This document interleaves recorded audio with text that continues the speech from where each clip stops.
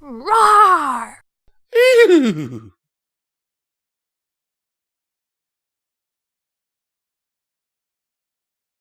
Hello and welcome to Midnight Readings.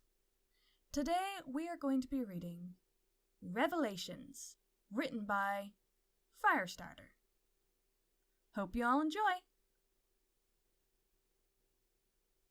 Discord was out and about on his usual stroll, causing some minor chaos.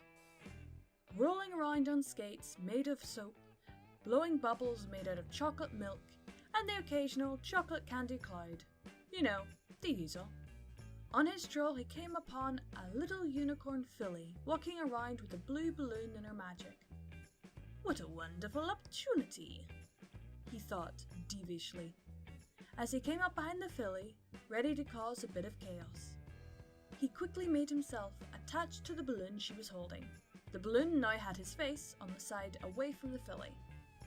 He caused the balloon to float down to be directly in front of the filly. She looked on in confusion for a moment as it turned. The Discord balloon then stuck out his tongue and blew as hard as he could, which, being a god, was very hard. Afterwards, he promptly popped, leaving the filly stunned to silence. He was now awaiting the wonderful sound of crying? No. That wasn't right. She should be laughing. It was funny, right? Well, of course it was the oldest trick in the book. It had to be funny. Then, why was she crying? Was she just a spoilsport? No. Fillies and colts usually loved his pranks, more than the mares and stallions did. He then started thinking. And thinking. Had I ever really stopped to see the reactions before? That thought stopped him in his tracks. I haven't. This fact hit him hard like a brick, quite literally. A brick slammed into his gut with the thought written on it. Well, that wasn't funny, and more stupid than chaotic. But he was chaos, right? Isn't chaos supposed to be fun? This must be researched. He promptly opened a door into nothingness and stepped through. Except this nothingness gave way into an archive of all his memories contained. He then looked into the first folder on the left, which appeared to be a memory of him crying into the shoulder of his mother while he held a popped blue balloon in my lion's paw? No. I was just a crybaby back then. Looking back at that was hilarious. Yes, hilarious. In his mind, he felt dams begin to crack. Something in his mind was surfacing, and he didn't like it. So he kept searching through the archives, searching for anything that could resemble joy or laughter caused by his chaos, but to no avail. There was no joy, no laughter. His chaos wasn't as fun as he thought it to be. But then, what feelings had his chaos brought? Pain, a voice seemed to speak to him, in these long halls that were archives of his mind. No. Fear and panic. No. Grief and sadness. No, there has to be more than that. There has to be some pony who finds my joy in my mischief. There is no pony, only you. I'm alone? In a way. The owner of the voice had finally made an appearance. Celestia.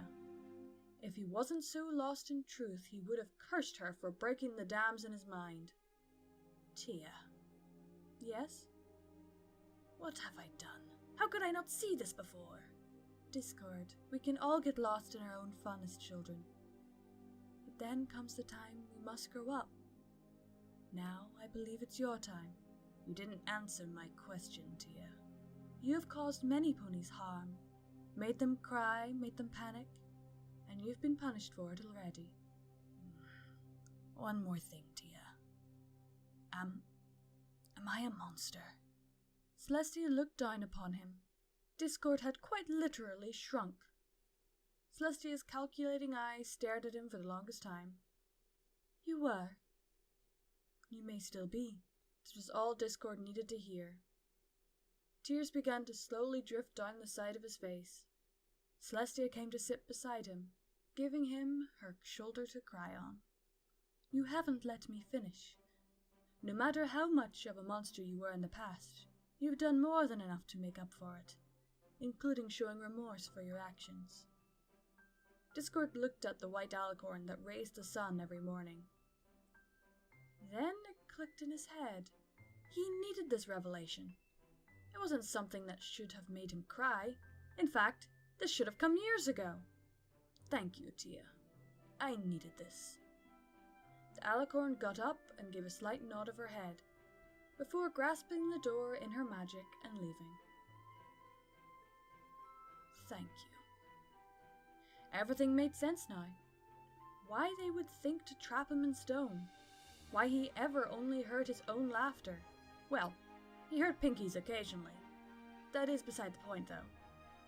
Every horrid thing that had been done to him in the past, he deserved it.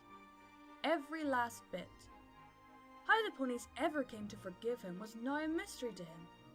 Tearing Ponyville apart with wicked plants, turning it into the chaos capital of the world, what was he ever thinking? I suppose none of that matters now, does it? No, it didn't. All that mattered now was that he was going to change. He only wanted to make ponies laugh, but now he had learned that he had been going about it in completely the wrong way. So how was he going to make them laugh?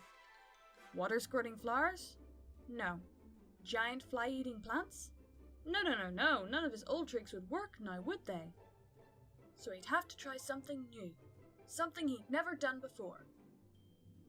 Now he was set out to figure out what he could do to make the ponies laugh. After many hours of solitude and thinking, he figured out what he could do. It was something so terrifyingly funny that if I were to even describe it to you, you wouldn't stop laughing for 3 days. And if I let that happen, well, that would be sheer chaos. So after Discord had made his plan, he set out to make every pony in Equestria laugh. And if this didn't work, he would just keep trying. Well, that was certainly a short one, and a sweet one. I think Discord would eventually figure this out, and I think he has to an extent. At least with Fluttershy's guidance. That was Revelations, written by Firestarter, I mean. Hope you all enjoyed, and I'll see you all next time. And keep watching that moon. And a howling thank you to my Patreons.